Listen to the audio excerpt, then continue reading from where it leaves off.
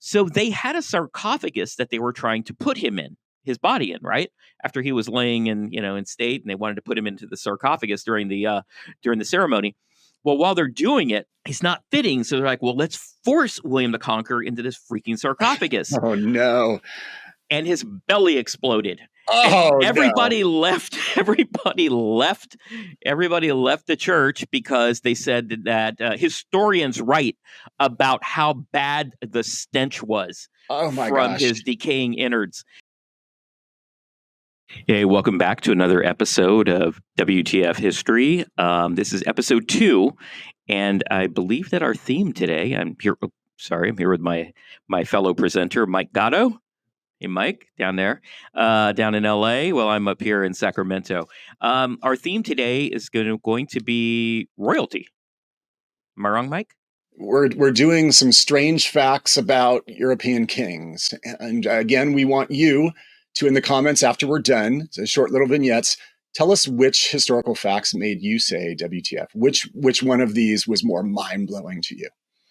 So Mike, you want me to go first? I'll go first. Yeah, take it away. You know that I have a thing with British, royal history. I always have. So I am always interested in 1066, the Battle of Hastings, in which the Normans came over and took over. It took back Britain from the Anglo-Saxons after the Anglo-Saxons had, pushed out the Vikings. But I always find that their ultimate Uno card is that the Normans were actually Vikings. So they the Vikings were able to get it anyway. Frenchified Vikings. Yeah, they were Frenchified Vikings. That's right. They were Vikings with a better accent. So in 1066, William the Conqueror came over, right? And there's a lot that goes into that. That's a whole 3 episodes on itself. So William went back to Normandy, which people did. It's like, I got Normandy. And plus, they put their barons in control. And that's how you keep the barons under control. And you expand your power base by giving this land. And, now they're loyal to you, so they don't lose their land. William had a number of children, but 3 primary sons. He had Robert Curthose, who was the eldest. Well, when I say the eldest, I'm talking about the 3 in principle, because he had a bunch of kids. So Robert Curthose was the eldest of the 3 principal sons. Then there was William Rufus. He had red hair, or at least we think he had red hair.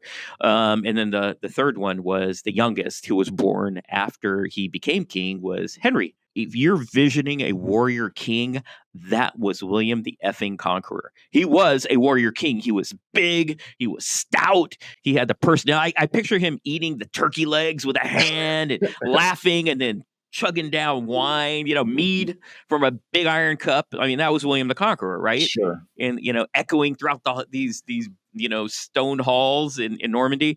So he was the vision of your warrior king. He was what everyone wanted to be, was William the Conqueror. And William had no problem if you jump smart with William. He had no problem raiding your castle and burning your That was William the Conqueror. He was a pretty awesome guy as far as warrior kings go. But what I want to talk about today is his ugly end. Because that's the William the Conqueror that history has shown you.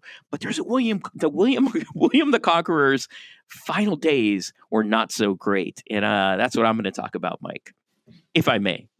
So William the Conqueror, as he got older, because of, the things that I talked about, he was big in every sense of the word, right? Big appetite. So he got big, and he was known for his big corpulent belly. And in fact, many of the fellow kings at that time, especially one King Philip of France, made fun of his belly.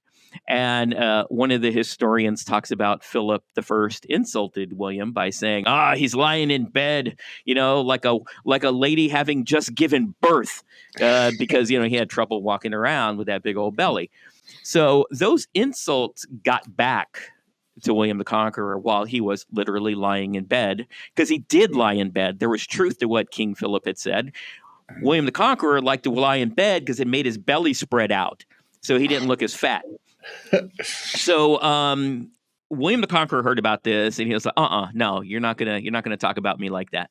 So William gathered his guys, right? He got his army together, and he went and he sieged and set fire to the castle at Mont, which was one part of King Philip of France's empire at that time. Remember, France wasn't France as we know it today. France was really a bunch of little vassals and nation states, but we shorthanded as France.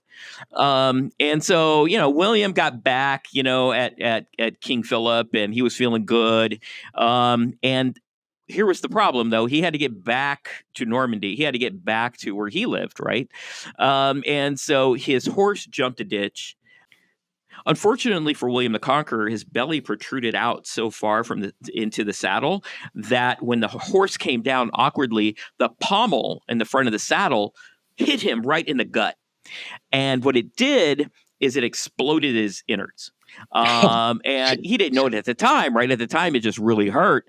But shortly, he began getting really sick, and he got this horrible smell. By the way, as far as smells go with William the Conqueror, apparently he received a wound like in his 30s or 40s on his layleg that festered for the rest of his life. So they said, like, when William the Conqueror would enter a room, you could smell him entering because he had, they didn't have penicillin. So he probably had leeches hanging on it, right? So now you add this smell, right? The smell of gangrenous organs in his corpulent belly, probably coming up through his esophagus. Oh. So he was laying in bed. Apparently he laid in bed for a couple of weeks. And while he was laying in bed for these weeks, he began to get all guilty because, he'd been a rough guy. His half-brother was in prison. Robert Odo was in, prison, and his son, the oldest, Robert Curthose, who I mentioned, he had actually taken the King of France's side and fought against William.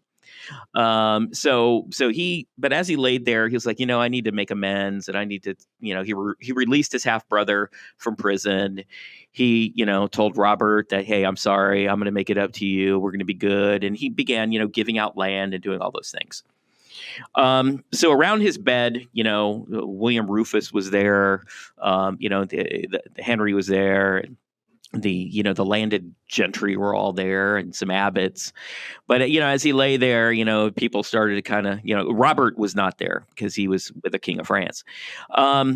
But as soon as he died, this horrible death that he had, because everything I've read, he was in agonizing pain as his guts kind of just festered and became gangrenous and just ate themselves. But eventually he died. Right, the moment he died, everyone left. Robert never showed up. He didn't care. He was with the King of France. He came back later to get the Duchy of Normandy. William Rufus went to England because that was bequeathed to him. And even though it's bequeathed to you, you still got to earn it and fight for it and protect it. And Henry received 5,000 pounds in silver, which is, I think, Mike, you looked it up, $1.6 million in today's money, which he had weighed to ensure that it was the right amount. He didn't trust his dad. He left because he's like, well, I just got money. Like, F you. The landed gentry, the wealthy folks, they all went back to protect their land because you don't know who the new guy is going to be. And you want to make sure that it's, your stuff is tight. And the abbots, and they all left, all the monks, they all left.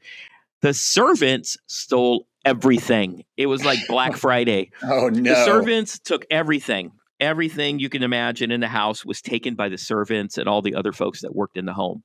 So the house was just, the estate was left bare. So no one wanted to take care of William. It was left to a lowly country knight. The lowly country knight said when he got there, William the Conqueror, the warrior king, was lying naked on his bedroom floor. And he had to find some stuff and cover him up, and then enlist some people to have a procession to Caen so they could have the ceremony at Saint-Étienne. On the way there, it gets a little worse. There was a fire broke out. And so everybody who was in the procession left to put out the fire. So now you've got William the Conqueror with 4 or 5 monks who are carrying his body, on the procession to Saint-Étienne. So they get there. And during the service, the priest, I think it was an abbot, he says, "Look, if anyone if he has done any wrong, let him be forgiven now, right? Talking about Henry.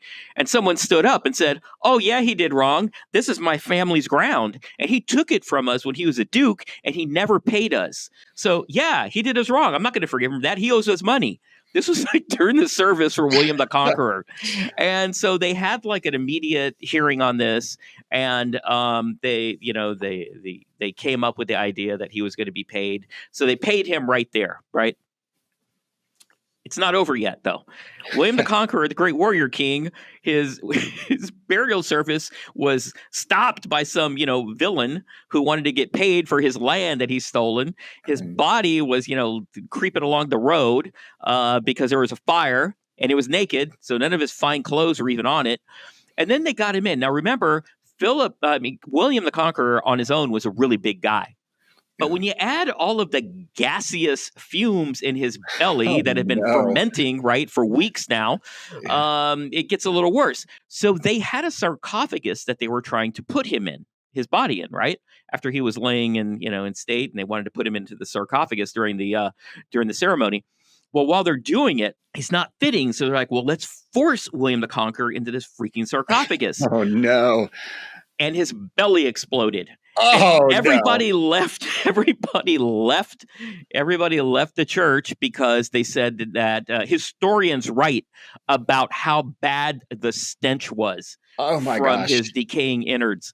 So anyway, that was the very unenviable end of one of our greatest warrior kings, William the Conqueror.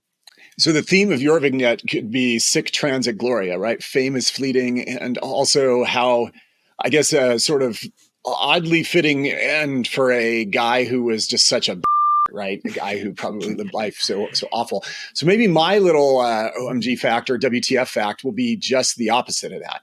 And I'm going to start with some context so that everyone can understand where this is going too. So we're zooming up in history. So the year is 1806. And the forces of Napoleon, the French army, has just defeated the Swedish army at the Battle of Lubeck. And this is in the middle of the Napoleonic Wars. And the French army have captured all of these Swedish POWs, just tons and tons, thousands of them. And most of Napoleon's generals treated the Swedish POWs awfully, just awful. They denied them food. They denied them medical care. They allowed them to be tortured by French troops. I mean, it was a bad scene in those POW camps. But, as everyone who knows Napoleon's army, he had several different generals, and they all were more or less autonomous. And there was one general named Jean-Baptiste Bernadotte. And he, for the forces and the POWs underneath his control, it was just the opposite. He fed them really well. He invited them to come to his tent. He got them the best medical care. And the French at the time were, a very powerful nation. They had great medical care. He took care of all the Swedish POWs, took care of them very, very well. And Bernadotte, of course, was a very interesting figure. He was the son of a district attorney from the border between Spain and France. He grew up lower middle class. He became a war hero. He defeated the Austrians at a very landmark battle, despite being outnumbered 3-1. And he was promoted to field marshal by Napoleon. So among the wounded, zoom forward to 1806, among the wounded at this POW camp in awful conditions was a junior officer named Karl Murner. Okay, so everyone should remember that name, Karl Murner. Okay, now you got to fast forward. It's some years later, it's decades later, and the King of Sweden is about to die. And the problem is that he has no sons, no daughters. And the Swedish perceive this to make their country very vulnerable. They were worried that some, cousin of the king from Denmark or Norway or even England would come and take over Sweden, and they'd cease to become an independent entity.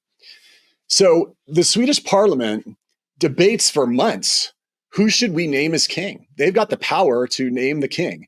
And they're very concerned about the Norwegians coming in, and the Danes particularly, and no nominee could achieve consensus. It was an absolute disaster. The feeble king is dying. There's no heir. The Danish armies are already, massing at the borders and everything like that. And then one member of parliament makes a crazy motion.